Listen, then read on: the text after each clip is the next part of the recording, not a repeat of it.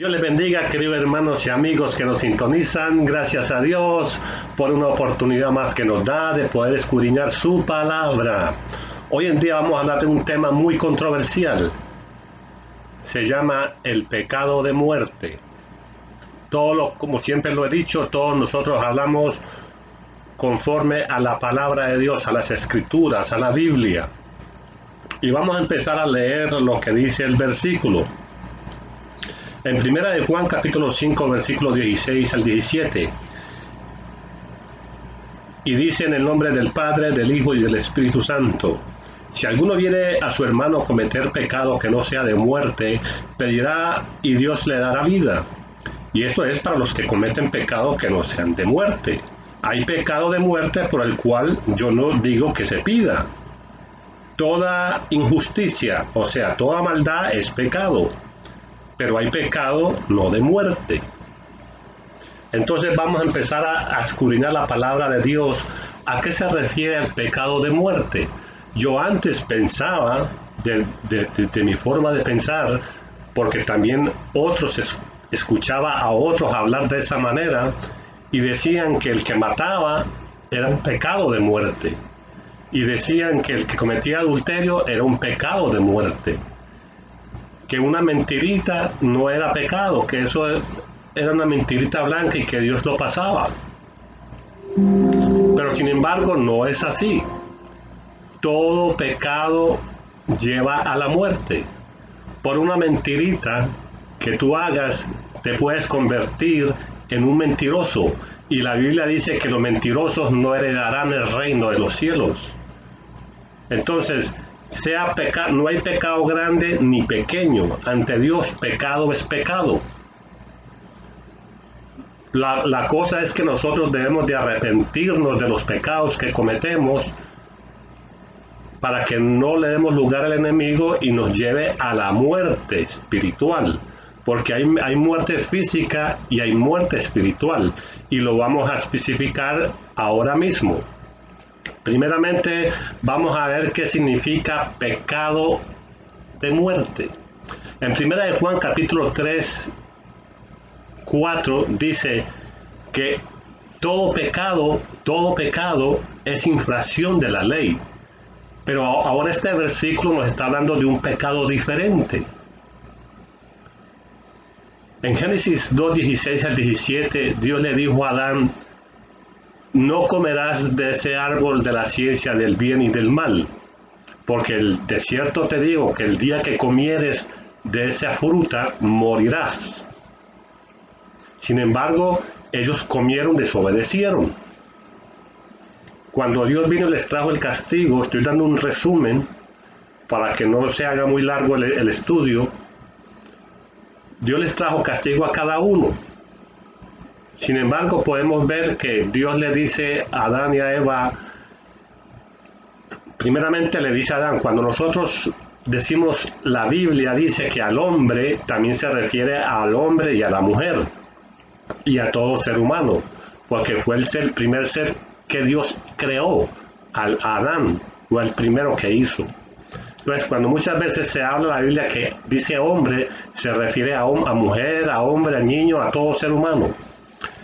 Entonces Dios le dijo, del polvo fuiste tomado y al polvo volverás. Ya eso es un castigo que todos tenemos que pasar por eso. Solamente hasta que Cristo venga y los que estemos vivos, si viene, entonces los que estemos vivos nos vamos a levantar juntamente con Él y es la única manera que no vamos a conocer muerte. Mientras tanto, todos tenemos que morir físicamente. Eso es un castigo que ya Dios lo predestinó así, lo declaró de esa manera. En Eclesiastés 2, capítulo 9, versículos 2 y 3, nos dice que una misma cosa acontece a todos. A buenos, a malos, a justos, a injustos. Todos vamos a morir. No crea que porque diga, ese era tan bueno, ese era tan buena, y se murió, es que los buenos también se mueren. Los malos se mueren. Por eso dice en Eclesiastés capítulo 9, versículos 2 y 3, que todos vamos a morir. Como lo dice también en Hebreos capítulo 9, versículo 27, está estipulado para los hombres que mueran una sola vez y después de esto el juicio. Ya estamos ahí de que cuando se refiere que pecado de muerte, no se refiere a una muerte física, sino a una muerte espiritual. A eso es lo que se refiere. Entonces, según la palabra de Dios, nosotros vamos a estar mirando cuál es ese pecado de muerte. Todo el que no conoce de Dios, el que no ha nacido de nuevo, el que no ha tenido un encuentro con Dios, está muerto espiritualmente. Aunque esté vivo físicamente, espiritualmente está muerto. Pero sin embargo, en su mente tiene un libre albedrío, tiene una conciencia, que esa sí está viva, aunque esté muerto espiritualmente, tiene la capacidad de escoger entre el bien y el mal, en decidir si le va a servir a Dios o no le va a servir a Dios. Eso ya es decisión de cada persona. Por eso nosotros tenemos que ver que antes nosotros estábamos muertos, aunque realmente no se entiende hasta que nosotros vengamos y conozcamos los caminos de Dios. Por ejemplo, como en Efesios capítulo 2, versículo 1 dice, y Él os dio vida a vosotros cuando estabais muertos en vuestros delitos y pecados. ¿Ya ve? Estábamos vivos, pero estábamos muertos en nuestros delitos y pecados. Quiere decir que esa es la muerte espiritual. En Efesios capítulo 4, versículo 22, dice, en cuanto a la pasada manera de vivir, despojados del viejo hombre. Por eso tenemos ese libre albedrío. Este mensaje es tanto para los de la iglesia, como también se le puede poner para los que no tienen un encuentro con el Señor, los que no han conocido a Dios, los que no han nacido de nuevo espiritualmente. Sin embargo, nosotros podemos ver de que el versículo está hablando y diciendo, si alguno viere a su hermano, está hablando de un hermano. Los que somos de Cristo somos hijos de Dios, los que hemos nacido de nuevo, como dice en Juan capítulo 1, versículo 12, y a los que le recibieron le dio potestad de ser llamados hijos de Dios. Por eso nosotros nos llamamos hermanos. Entonces el versículo dice, si alguno viera a su hermano cometer pecado que no sea de muerte, pedirá y Dios le dará vida. Entonces, en 1 de Juan capítulo 5, versículo 16, dice que el mensaje mayormente es para los de la iglesia. Todos los pecados nos llevan a la muerte, no a la muerte física. Ya nosotros aclaramos ahorita que el pecado de Adán y Eva ya nos lleva físicamente a la muerte. Ahora, todo pecado nos lleva a la muerte. Todo. Si somos nacidos de nuevo y pecamos y no nos arrepentimos, ese pecado te puede llevar a la muerte espiritual. Si no importa el pecado que hayas cometido, si aquel que está escuchando por primera vez este mensaje de lo que es el nacer de nuevo y tú quieres nacer de nuevo, quieres empezar una vida nueva, despojándote del viejo hombre y quieres vivir para el Señor, entonces tú vienes a Jesucristo y la sangre de Cristo nos limpia de todo pecado.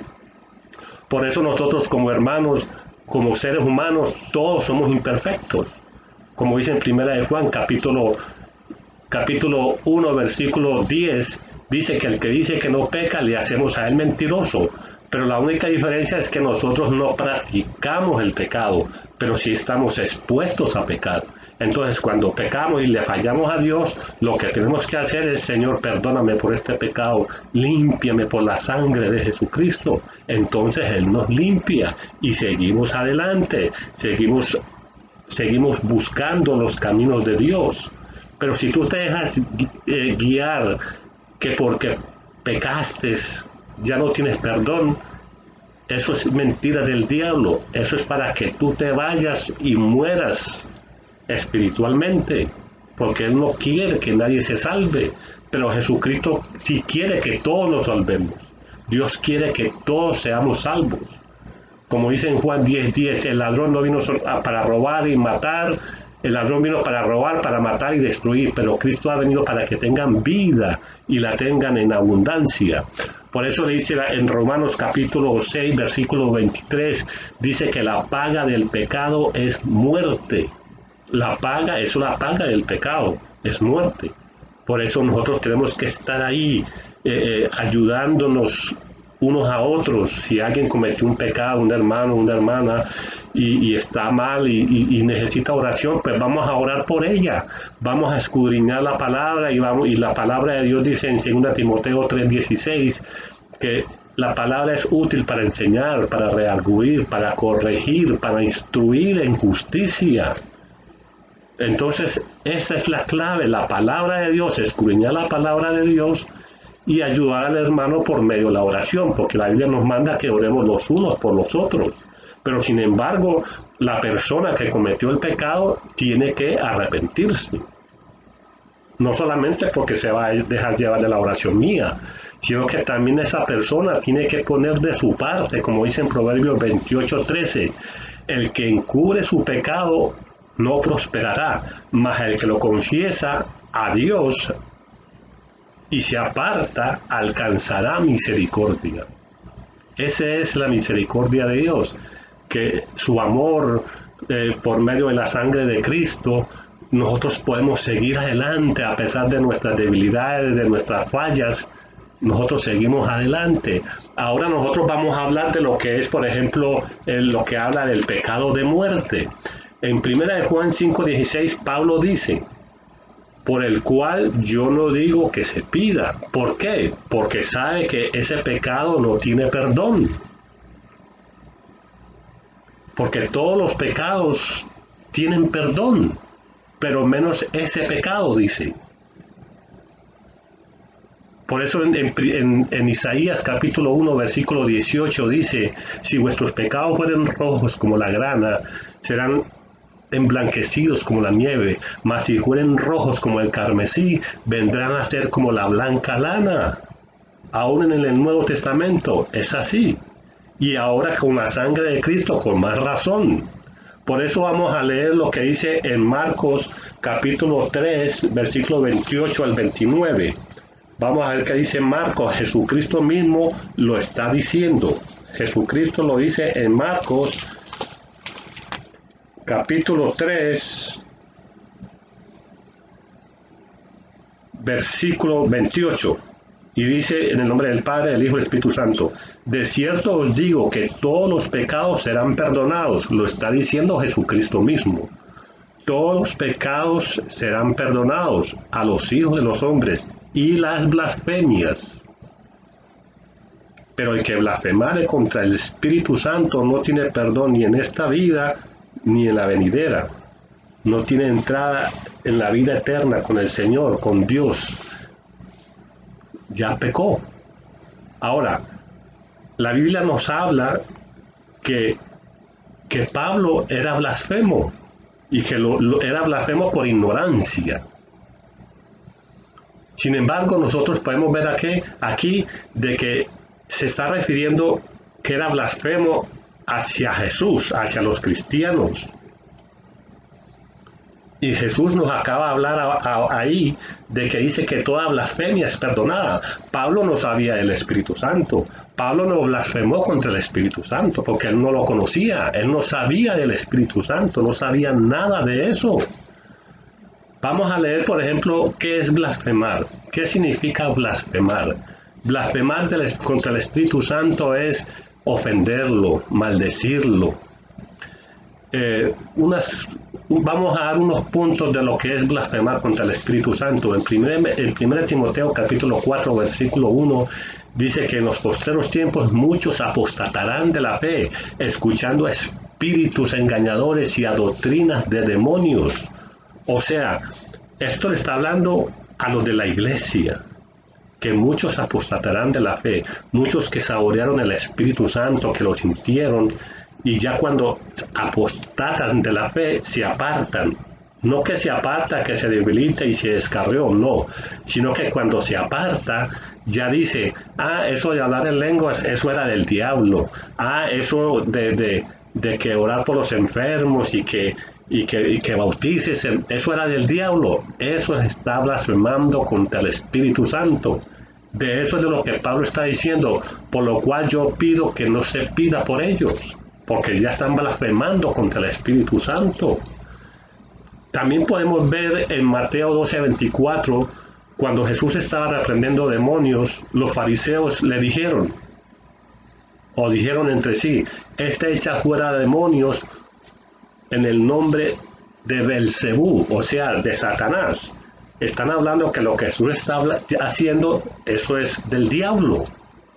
Y si se lo dijeron a él, ¿cuántas veces no han dicho de nosotros también así? Pero en este caso está blasfemando contra Jesucristo. Ahora, el que está trabajando ahora en nosotros es el Espíritu Santo. Ese fue el que Jesucristo pidió al Padre para que nos enviara otro consolador. Entonces, el que dice que todas estas cosas son del diablo, de Satanás, está blasfemando, contra el Espíritu Santo. Cuando dicen que es pecado de muerte, es porque no tiene perdón ese pecado. Sin embargo, todos los otros pecados, como dice en Marcos 3:28, que todo pecado es perdonado, menos la blasfemia contra el Espíritu Santo.